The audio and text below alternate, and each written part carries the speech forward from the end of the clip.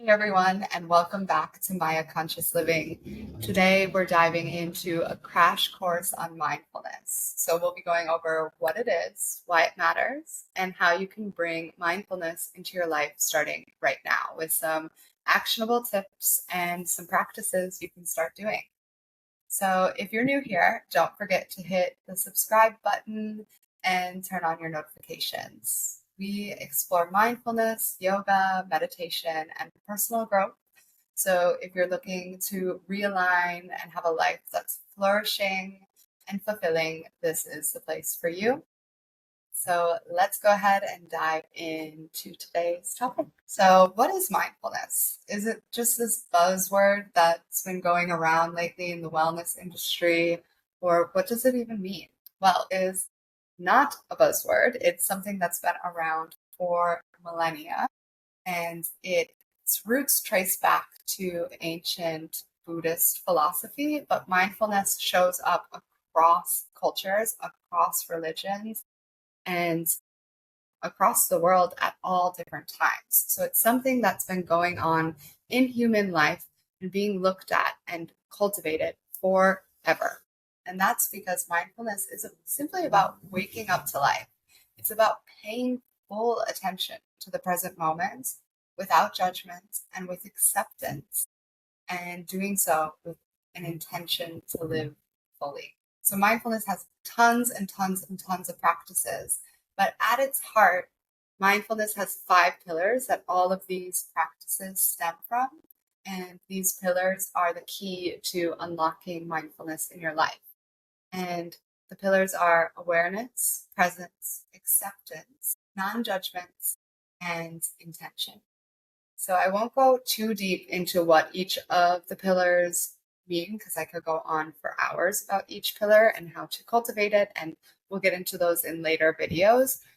Today I'm just going to give you a general overview of what each of these pillars means.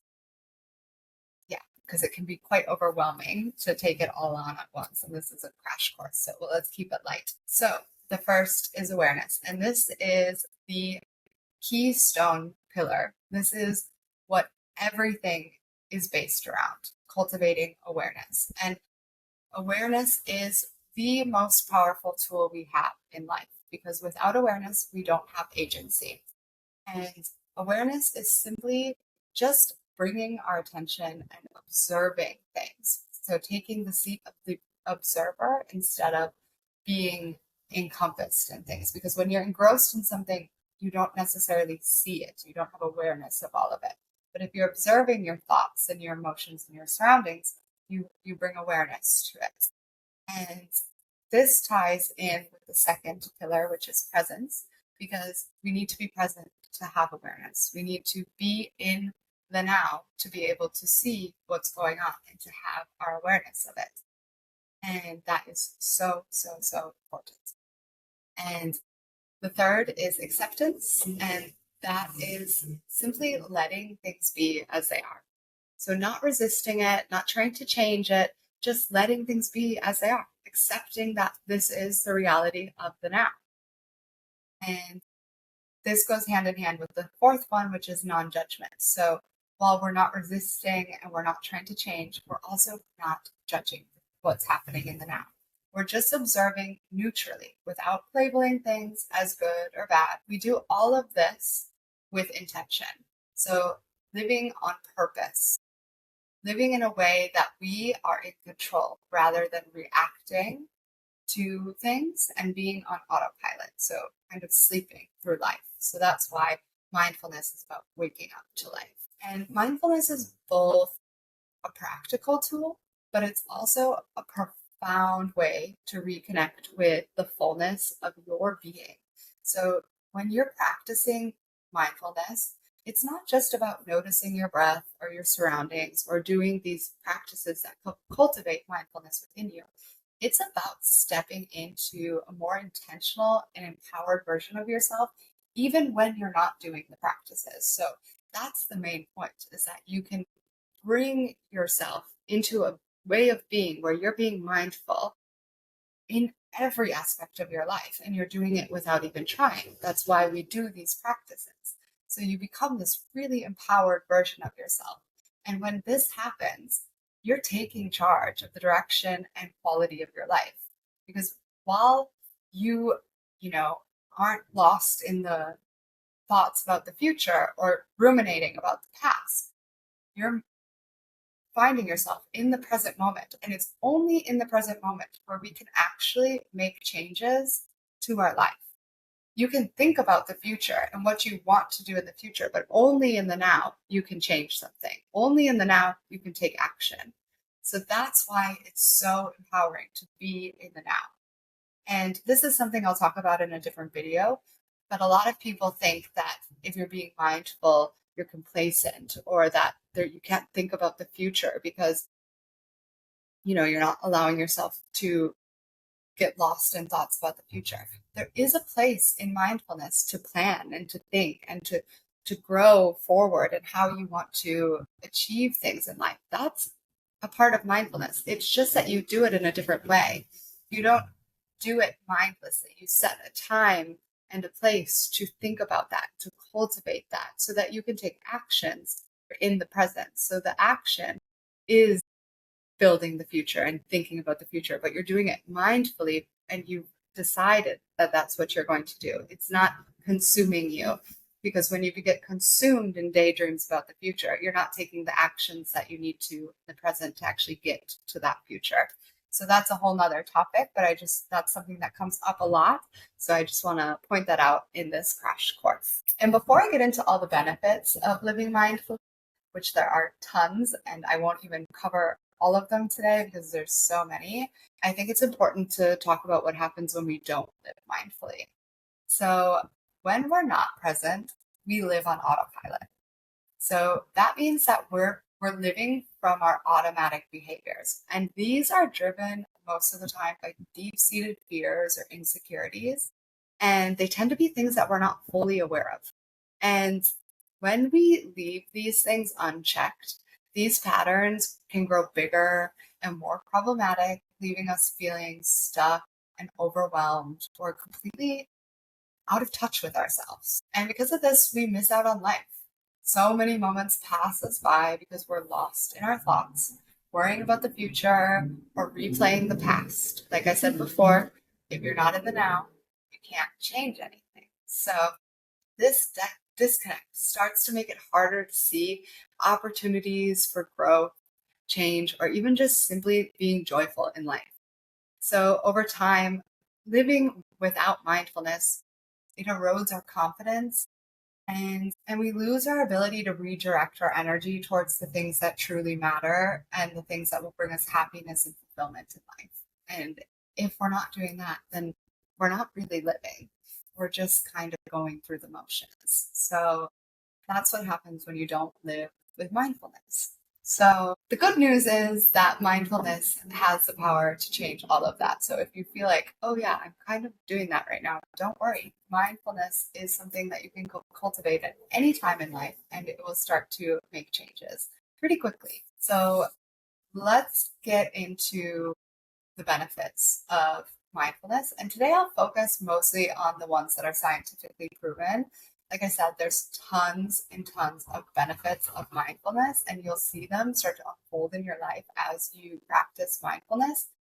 But there's some really cool studies being done that show how mindfulness actually affects our body and mind on a scientific level. So places like Harvard and Oxford and other schools are really diving into mindfulness and proving what all of these ancient philosophies and religions have been saying for a long time, just in scientific terms. So the first thing is that mindfulness has proven to reduce stress. That's because mindfulness reduces the size of the amygdala, and that's the brain's flight or fight center. So this helps you stay calm under pressure when your amygdala is smaller. So that is huge. But also it improves memory and learning. So it increases gray matter in our hippocampus, which sharpens our ability to retain and process information.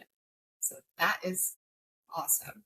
And as well, it helps us make better decisions. So mindfulness enhances, and this is not just because we cultivate this gap that happens in mindfulness where it's like something happens and you have a moment to think before you react. So you actually respond instead of react.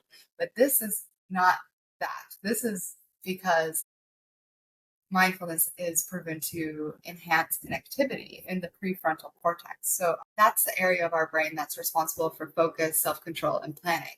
So, in two ways, it's helping us make better decisions. And that is just incredible. These decisions, our lives are just an accumulation of all the decisions that we've ever made. So, to be able to make better decisions is huge. It also strengthens our insular cortex, which helps us manage emotions and stay balanced. So if you're feeling like you get overwhelmed a lot by your emotions and you just can't simply regulate them on your own, mindfulness helps strengthen this. I'd say that the next benefit is probably the most commonly known one, and that's it improves your mood.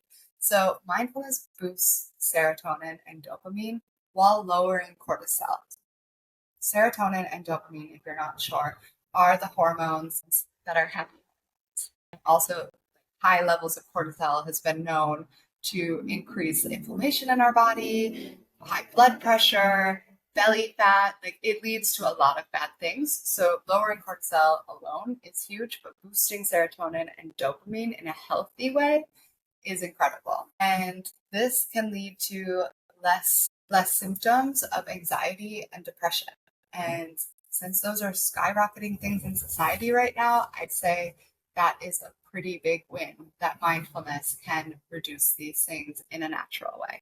And like I said, there's so many other benefits. Studies are starting to look into mindfulness and how it slows aging, how it enhances your relationships, and how it strengthens your intuition. So this is not just a wellness trend. It is a scientifically backed way to live healthier and a more meaningful life. And I would say that it's also not a trend because it's been around forever. It's just now becoming popularized in the West, but it is something that has been around for millennia.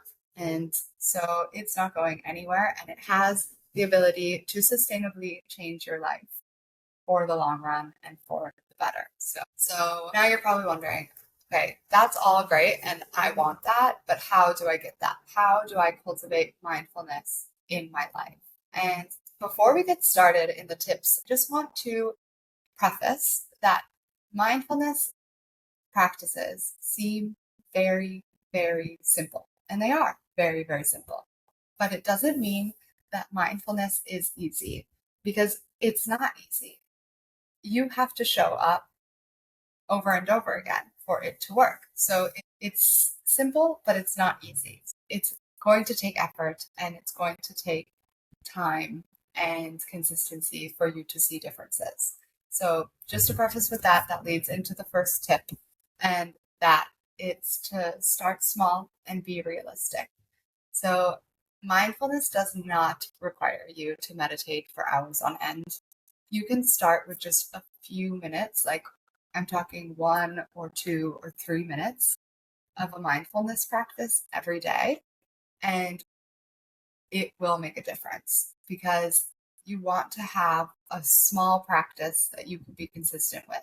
Tip number 2 is consistency. And this is absolutely key and why it's important to be realistic with your mindfulness practice, because if you set a lofty goal for yourself that you're not able to be consistent with, you will not see the benefits in your life. It is so much better to pick a 3-minute mindfulness practice that you can do every single day than to try to, meditate once a week for an hour. It will be so much more beneficial for you to do the small practice consistently. And if you think about it, mindfulness is like the gym for your mind and body and soul.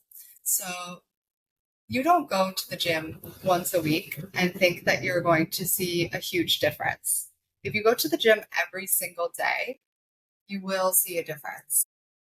So mindfulness is the same thing. If you're being sporadic about it, if you're doing like 2 hours of mindfulness practice here and 1 hour the next week, you're also not going to see a difference. So think about it as you would with working out and the physical change in your body, because you are making physical changes in your body, as we just saw in the benefits, that your mind is being reshaped. So you need to be consistent and show up and do the work every single day. You just don't need to do it for a long period of time. Over time, you might crave to do things longer, and that's great. Build up to that, but start small, be realistic, and be consistent. So the third tip is to anchor yourself with reminders. And this is something I took from the book Atomic Habits, and it can work for any sort of habit building, but it's really good to use with mindfulness. So basically what you do is you link your mindfulness practice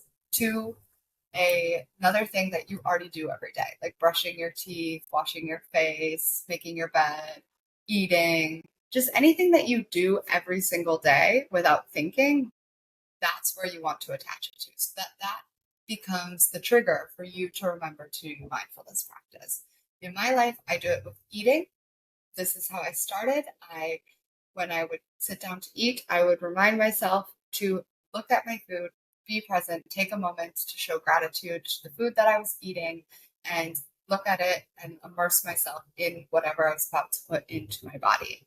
And this was great because it led to me eating better, because I wasn't mindlessly shoving food in my mouth, and I was practicing mindfulness while doing that. So that's a great way to do it. You can do it when you're brushing your teeth, however you want to do it. Just stack your habit or stack your mindfulness practice with another habit that you're already doing every day. So with those tips, let's take a look at some of the mindfulness practices that you can start doing right now. The first one is probably the cornerstone mindfulness practice that everyone knows about, and that's meditation. And like I said earlier, you do not need to meditate for an hour or even a half hour or even 20 minutes. You could meditate for 1 minute, you can meditate for 3 minutes, 5 minutes, whatever you have time to do. As long as you are allowing yourself for that minute to fully immerse yourself and be present for that minute, it will work. So you can start with a mindful breathing meditation or any sort of meditation that brings you into the present moment and anchors you in the here and now. So I'll link below in the show notes a 3-minute mindfulness breathing meditation to get you started if that's something you're interested in cultivating in your life. So that's there for you if you need it. And you can do it anytime, anywhere. Honestly, you can do it at work. You can do it in your car before you go in somewhere. 3 minutes of being present, breathing, and being aware of your body makes a world of a difference if you do it every single day. And you'll feel a difference even before you meditated and after, even in those 3 minutes. The second practice that you can start doing is mindful observation. And this one comes from the Buddhist philosophies, but it's not connected to religion in any way. It's simply a mindfulness practice. So this one's very, very simple. You just pick an object near you, anything at all, a notebook, your hand, the floor, a pencil, a plant, a bag, literally anything that you have in front of you, you can use. So you just simply focus in on this particular object with all of your awareness and all of your attention for a set amount of time. So you could do this for 30 seconds, you could do this for a minute, you could do it for 3 minutes, however long you want to do it. You just set a timer and you start to notice everything you can notice about this object. Its texture, its color, its shape, or even how the light falls on it. You can just completely encompass yourself with this object. And this practice trains your focus and really keeps you grounded in the moment. So it's very simple, but very powerful. And another one that you can do anywhere. Sometimes I even do it when I'm out with friends and I feel myself getting pulled in different directions and I'm feeling a little bit ungrounded, or that I'm having a hard time focusing on the conversation or whatever. I'll just take 30 seconds, look at an object, no one knows I'm doing it, and just let myself fully look at that object and then come back to life after that. And it changes everything. So yes. The last practice that I'll go over today is gratitude. And this would not be a crash course in mindfulness without a gratitude pause being talked about. And that's because gratitude is so powerful in mindfulness. It helps us shift our mindset towards positivity and appreciation. When in life, we're so often wired to look for the negative in things because the negative and the uncertain and anything that seems like it could be dangerous to our primitive body is what our brain is hardwired to see to keep us safe. And that's okay. That's part of who we are.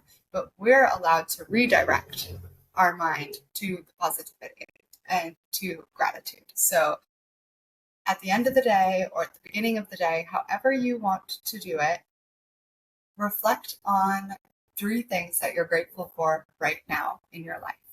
And this can be about you, it can be about people, it can be just in general, but allow yourself to feel the feelings and sit in those feelings of gratitude, allowing them to really go through your whole body and feel this energy that gratitude brings into you. And you will see a huge difference if you're doing this every single day because you will start to see that your mind naturally starts to look for things that it can be grateful for. And that is so beautiful. So I hope that from this crash course, you were able to learn a little bit about mindfulness and some ways that you can start to bring it in your life already today. And so if mindfulness is something that you're interested in, please subscribe to the channel because I am going to be putting out so much value and content about mindfulness. On recording this, the channel is still pretty new to YouTube. So if you're just watching this when it first comes out, there's meditations out there already for you in a 21-day meditation challenge if that's something you're interested in. But over time, I'm going to be putting out more mindfulness practices and different things about cultivating mindfulness in your life for self-growth and so that you can live your best life. I've had an amazing journey into mindfulness so far in my life and have been blessed to meet incredible teachers who have taught me so much. And now I'm looking to just share that with as many people as I can. And because it's changed my life completely. So I've seen the power that it has, and I want that for other people because we all deserve to live a life that we truly, truly love and feel aligned and powerful in. So I want that for you so much. And so if there's anything you want to see or anything that you feel would be helpful for you, feel free to comment below. Also, let me know what you liked about today's crash course, or if there's anything you thought was missing or anything you want more information on, just comment below and let me know. And I'm also a mindfulness coach and I do one-on-one sessions. I have a 8-week program for people who are feeling lost or purposeless in life. And if that sounds like something you'd like, let me know. And I just reach out and I will get back to you. And I also do one-on-ones for mindfulness. If you just need a little bit of help getting started or something, you don't want the full program, I do one-on-one sessions as well as personal meditations and yoga. So if any of that is something you're interested in, do not be shy. Feel free to reach out. Even if you just want to chat, there's no pressure at all. So I am here for you if you need it. And yeah, I hope to see you around the channel and have a wonderful day.